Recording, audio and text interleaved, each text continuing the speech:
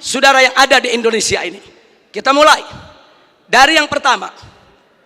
Kita semua sama tahu ada kelompok yang begitu ngotot menuntut pencabutan TAP MPRS nomor 25 tahun 1966. Kalau TAP MPRS ini dicabut, yang diuntungkan adalah keluarga besar PKI.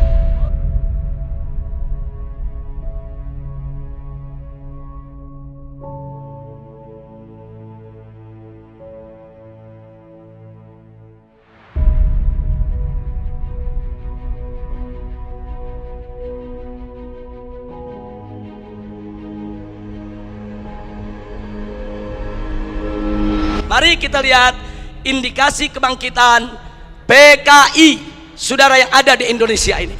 Kita mulai dari yang pertama. Kita semua sama tahu ada kelompok yang begitu ngotot menuntut pencabutan TAP MPRS nomor 25 tahun 1966. Kalau TAP MPRS ini dicabut, yang diuntungkan adalah keluarga besar PKI. Ini indikasi saudara. Enggak mungkin yang bukan PKI menuntut pencabutan daripada TAP MPRS tersebut. Karena kalau TAP MPRS nomor 25 tahun 66 dicabut, yang untung bukan umat Islam, yang untung bukan tentara, yang untung bukan polisi, bukan, yang untung bukan negara, yang untung adalah kader-kader PKI.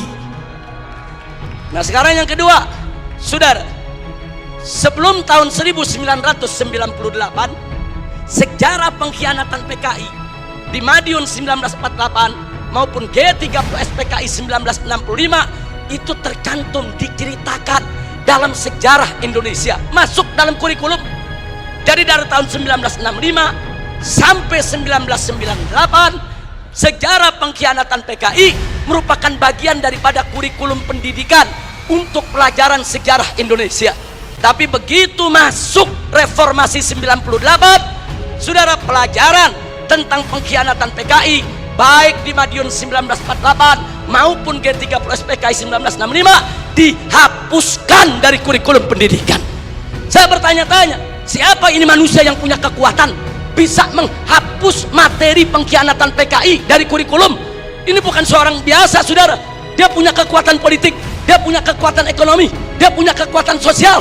Kalau hanya rakyat jelata biasa, nggak mungkin dia bisa menghapus daripada pelajaran pengkhianatan PKI dari kurikulum pendidikan Indonesia, saudara.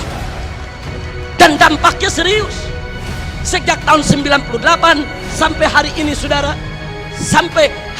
saudara, apa yang terjadi? Yuk mari kita lihat, saudara. Anak-anak SD, SMP, SMA yang di tahun 98, saudara, baru mulai mencicipi sekolah, mereka nggak dapat lagi pelajaran tentang pengkhianatan PKI. Jadi dari tahun 98 sampai hari ini, generasi muda kita yang umurnya sekitar 25 sampai 27 tahun, mereka nggak tahu apa dan bagaimana PKI, saudara. Saudara, ini kurikulum ini penting. Kurikulum ini membentuk daripada ideologi bangsa. Kurikulum ini membentuk pemikiran filsafat bangsa. Kalau sudah dihapuskan dari kurikulum, jangan kaget kalau anak-anak muda kita saat ini umur 20-an, saudara, 25 atau 27 ke bawah, tidak ada yang tahu PKI. Bahkan mereka merasa bangga pakai kaos dengan gambar Palu Arit karena ketidaktahuan mereka, saudara. Sebelum tahun 98, saudara, televisi nasional khususnya TVRI setiap tanggal 30 September selalu memutar ulang film tentang pengkhianatan G30S PKI.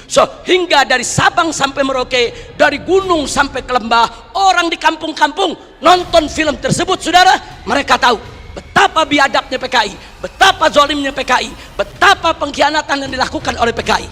Tapi sayang sejuta sayang, setelah reformasi tahun 98 tidak ada satupun stasiun televisi sampai hari ini yang berani menayangkan kembali daripada film pengkhianatan G30S PKI, saudara.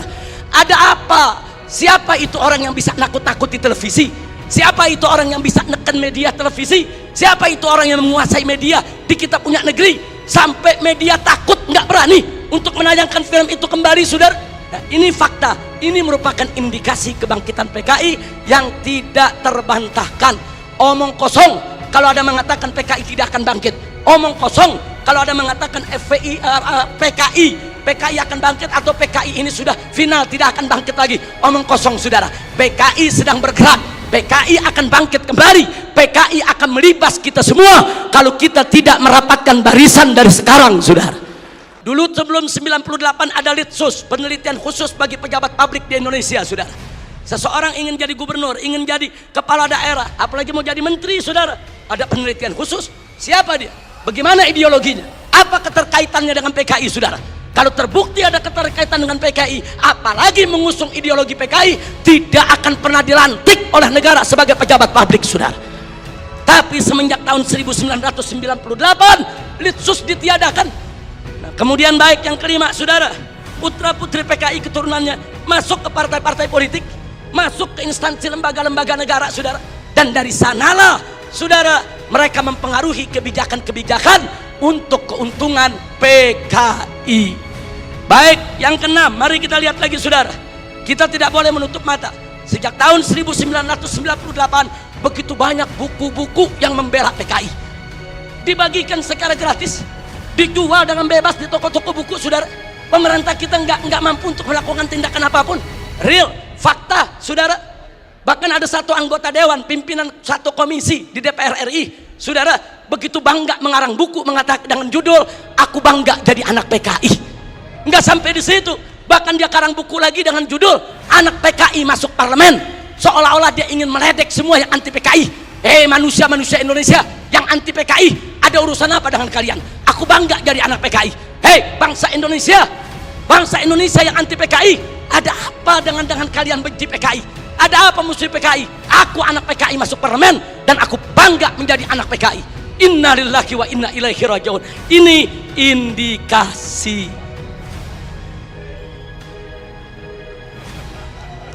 Yang ngomong yang sebelah sana.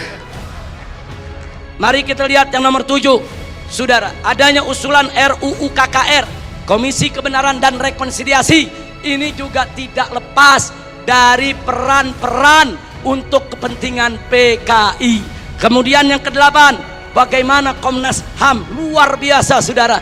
Berikut LSM liberal yang menjadi LSM komprador saudara, yang bersuara untuk kepentingan asing, juga mereka semua bersuara untuk membela PKI.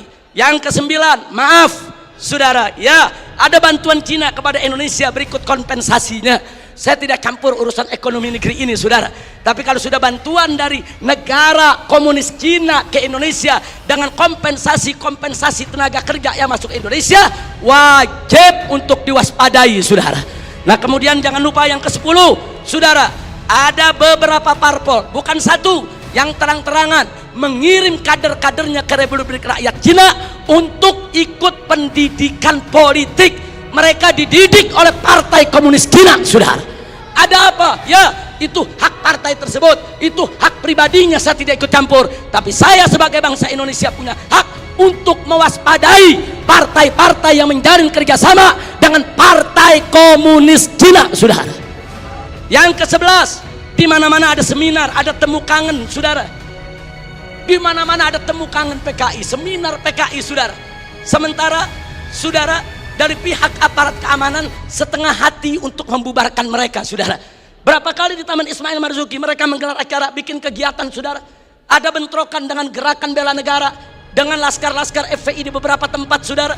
Ada apa? Ada lagi anggota-anggota dewan yang merupakan kader PKI menggunakan kunjungan kerja mereka untuk membuka temu kangen kader PKI sebagaimana terjadi di Banyuwangi beberapa waktu yang lalu saudara. Yang ke-12, pembentukan Ormas Orsospol yang berafiliasi kepada PKI, pemutarbalikan sejarah PKI dan lambang PKI saudara. Saat ini di kalangan selebritis KUH muda, dan maaf sampai Menko Polhukam, maaf harus saya sampaikan saudara, begitu kami protes adanya kaos-kaos berlogo PKI, Pak Menko mengatakan saudara, tentara dan polisi tidak usah over, jangan berlebihan, jangan kalau ada logo PKI dianggap PKI, ini kan cuma tren anak muda. Logo PKI itu termasuk sosialisasi lambang PKI, itu dilarang saudara oleh TAP MPRS nomor 25 tahun 66, dilarang juga oleh Undang-Undang nomor 7 tahun 1927 tahun 99, dilarang juga oleh TAP MPR RI nomor 1 tahun 2003, dan